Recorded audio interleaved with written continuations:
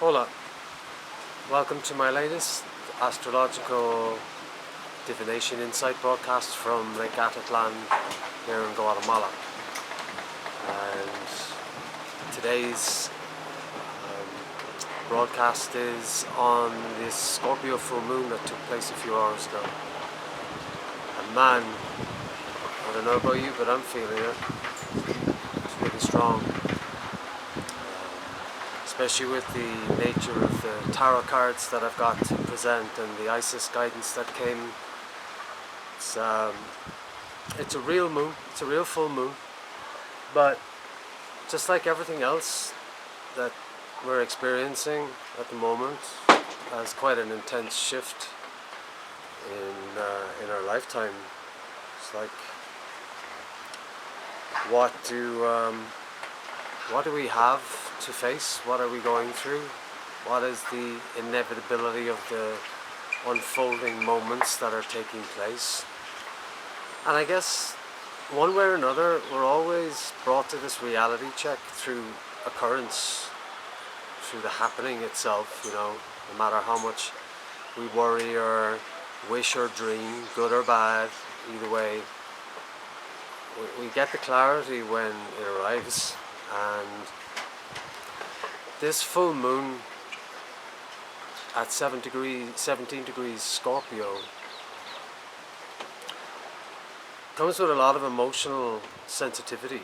I mean, Scorpio itself represents fixed water, the physical body, how we feel in ourselves, and we can look at Scorpio as the sign where we get to extend who we are to others, and as the 8th sign after Libra, which is the first sign of transcendence, where we extend ourselves through relationship, Scorpio is the sign where we extend ourselves to the hidden inner self, and also as a traditionally ruled sign by Mars, it's the sign of our sensual action and our sensitivity and sexuality as well.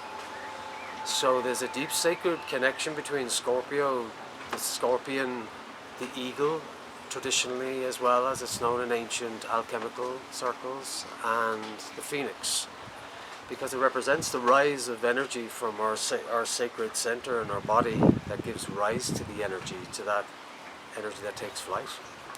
And it has a lot to do with the symbolism around my name, which came to me through working with medicine and working with great deep spiritual practice that helped unearth a much more hidden and secret and silent version of me that over the course of the years I've been finding ways to express, but in my own reclusive way struggled with that.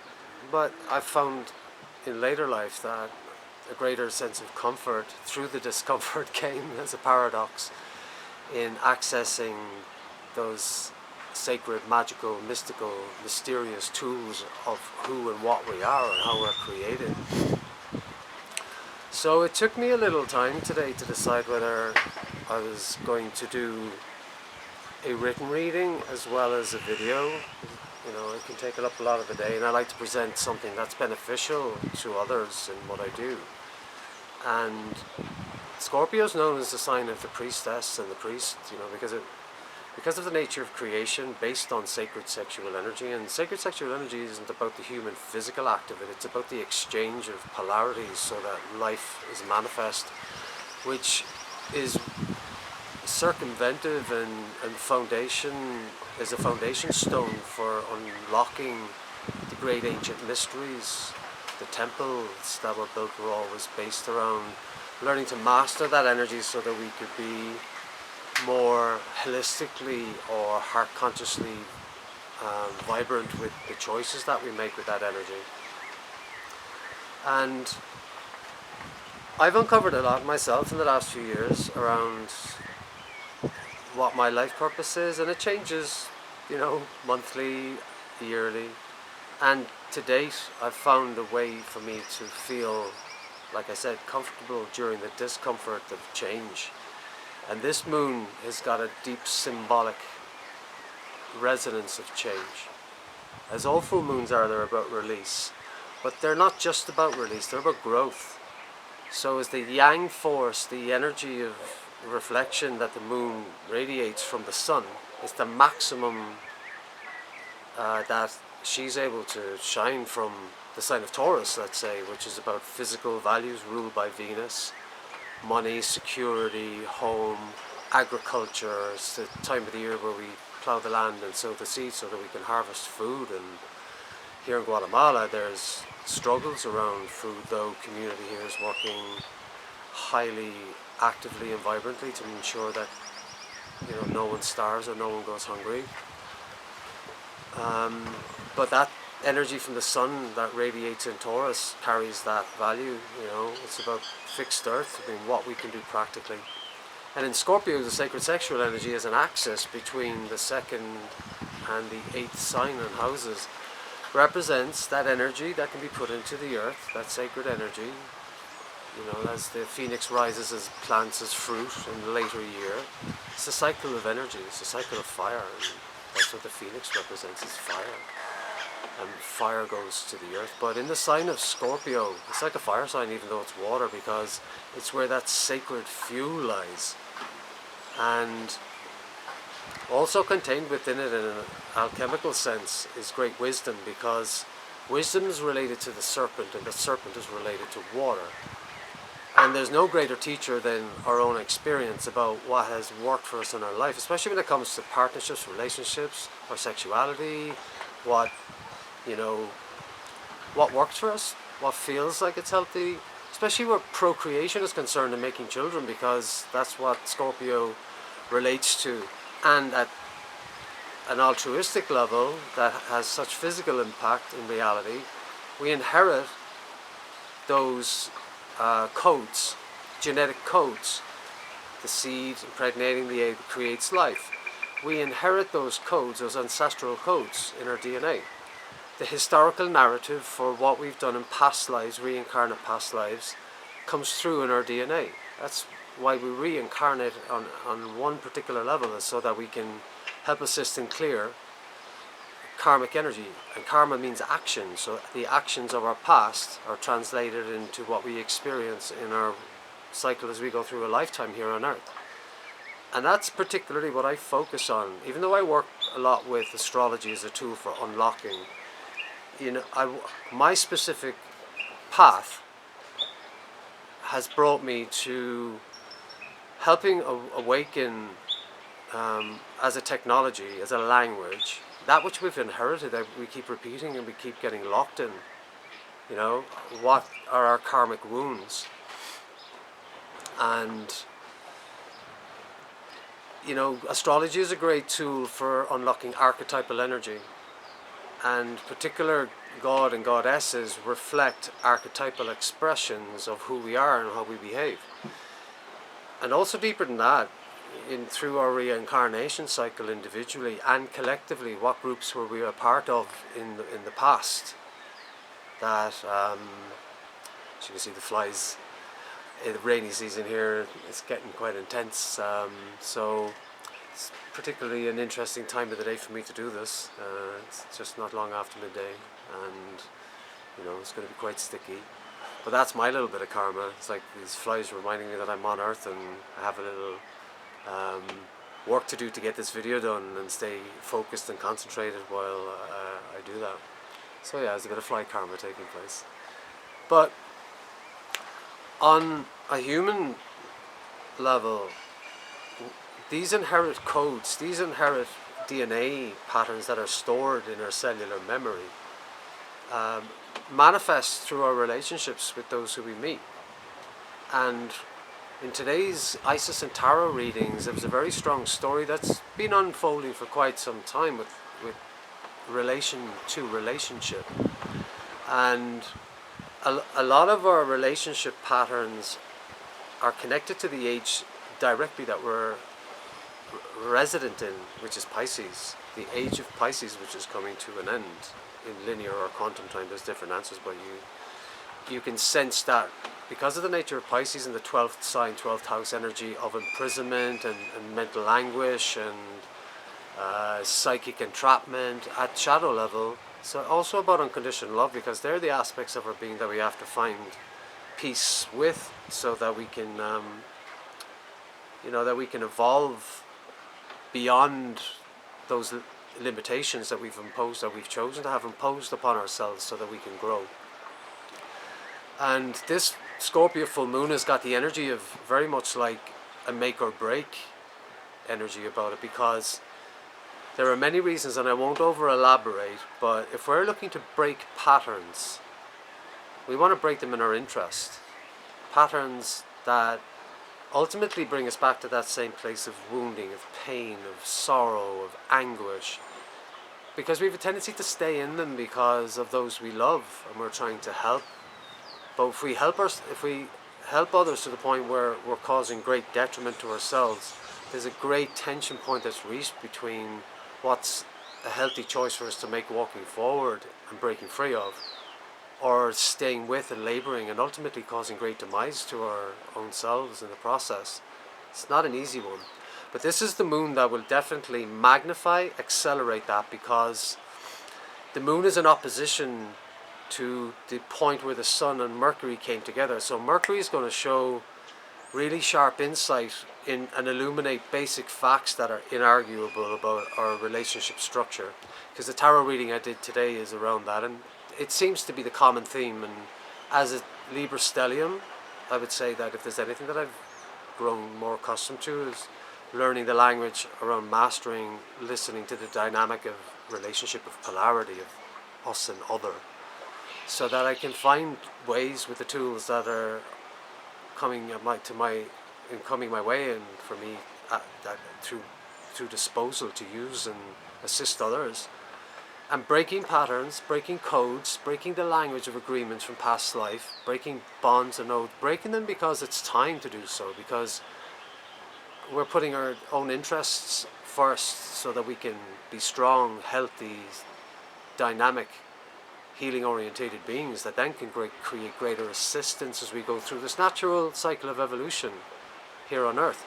And while we have a tendency to stay stuck to patterns, then we will get the same results. To expect different results while we do the same thing over and over again is the actual definition of madness. And for me anyway, I'd like to see a world free of it, or at least a healthy form of madness where we have logic around what's taking place. So Scorpio represents like hidden taboos, mysteries, the occult. And the occult just means what's not known, or what's not made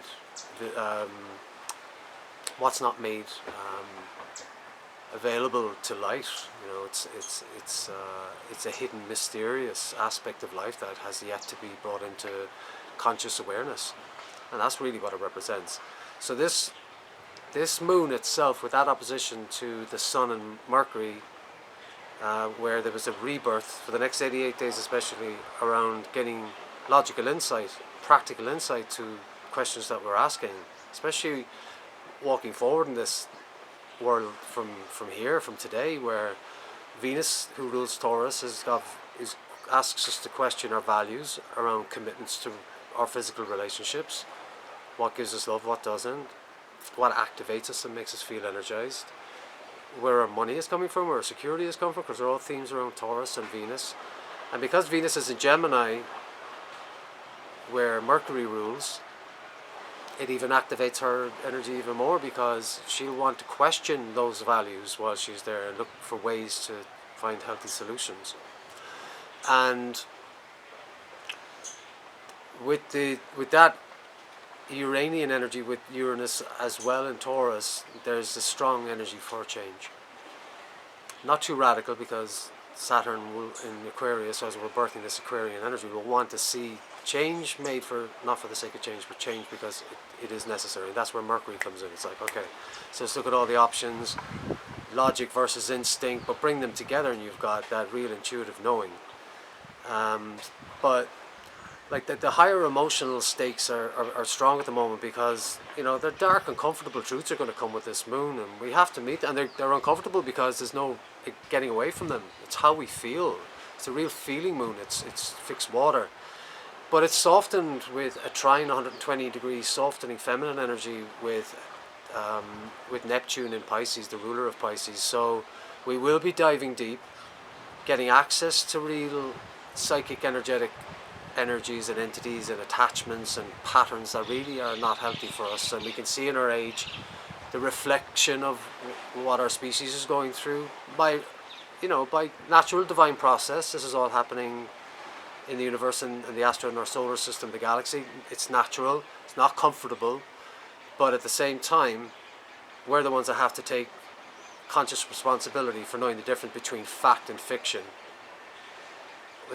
When someone's selling us a pile of bullshit and we're not doing the investigation, then that's Pisces. We're handing over trust. We've got Mercury in Gemini soon as well, the North Node in Gemini, and a few other asteroids that I work with to help unlock those codes, those curses, and break curses.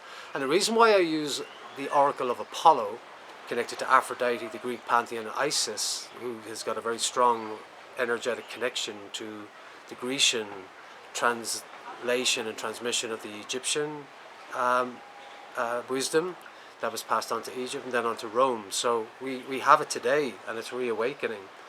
And what's really important is to know why things are happening, and that takes great investigation into the knowledge structures. And the North Node, South Node jump into Gemini and Pisces, or Gemini and Sagittarius is going to make that happen in the next 18 months. So this moon is, with the square that took place between Neptune and Venus recently, the themes around love, partnership, relationship, sensuality or sexuality, because our sexuality creates that energy that we have to go forward, and if it's stuck in emotional entrapments, then we find it very difficult to move forward. It takes total surrender, really, to allow the great hand of the divine, of the god, of goddess, to shapeshift, because we're not really in charge of this. We have effect, we have choice in circumstance, and our choices may be limited, but we still have choice. It's just the consequences of taking choices are invariably different. So I'm going to look at the cards for today and go into the Mayan energy as well, because today is 7-ish. 7 is like the day of death or endings, or the culmination of experiences. So then we can make decisions about what wisdom, what knowledge we've embodied. And Ish, the jaguar, which is a very strong energetic component connected to the Mayan mind, has a direct connection to temples, to the earth. It represents the earth element and magic. And the use of magic in the past sometimes has caused us great karmic reciprocity and angst in what we're experiencing today. So really what Ish is asking us in 7-ish, because it's like the 7 deadly sins, vibrating from our past cellular memory about what we've done in the past that wasn't quite emotionally heart conscious, because the vessel of the heart is a pure vessel that can often get tainted through misaction and misdeeds and creating curses on ourselves for future life or future generations, because we had to survive or make our way through difficult circumstances. So what came through with Isis today as a path for healing was the Temple of Black Obsidian. The Temple of Black Obsidian is about going into the darkness, into the dark places where we fear the most, and finding those places of ourself, those aspects, those archetypes that are violated through lack of self-worth, self-condemnation, past experiences, dreams, memories, happenings that are taking place in our lives today that we can't find forgiveness or can't find the rationale around it or a way to break free sometimes. So the big one with this moon is the matter of trust. Because the moon wants to shine light into everywhere it's particularly full. Scorpio doesn't want anything shone into the darkness of those hidden parts of ourselves. So we're piercing the veil with the Temple of Black Obsidian. It's real kind of dark priestess work. Is where we're able to hold or know when it's time to walk, to release. Because the Sabian symbol, the energy that represents where that moon took place, is represented like the quiet path through brilliant woods. So the question there is whether we're prepared to walk on and follow that light, see that light at the end of the tunnel, or whether we're going to continue to stick it out. And we have to ask ourselves that question at the moment, because it's all going to shift divinely anyway. But we do have a say in the choices we make, because the offerings are always made, the doorway's open. And eventually, if we have to be pushed through a door, because it's time for us to go, like the door of death, like 7-ish is a door of death, because it's bringing to fruition, 7 Jaguar bringing to closure in the sign of Enil what has matured and what is time to let go and move on, stepping into a new life. And the cards that came today, and I always have the tendency to draw 5 cards and other supporting cards, but the main cards I worked with a Druid deck today. So because of my strong connection to Beltane in the last couple of days, and we had very strong thunderstorms here during that time. And the first card that came up was the Lover's card. You know, and the Lovers is directly connected to Beltane, so the frequency of its occurrence is really symbolic, because it represents the seeking of fulfillment in the physical plane. And that fulfillment requires a set of conditions. We have to follow a path.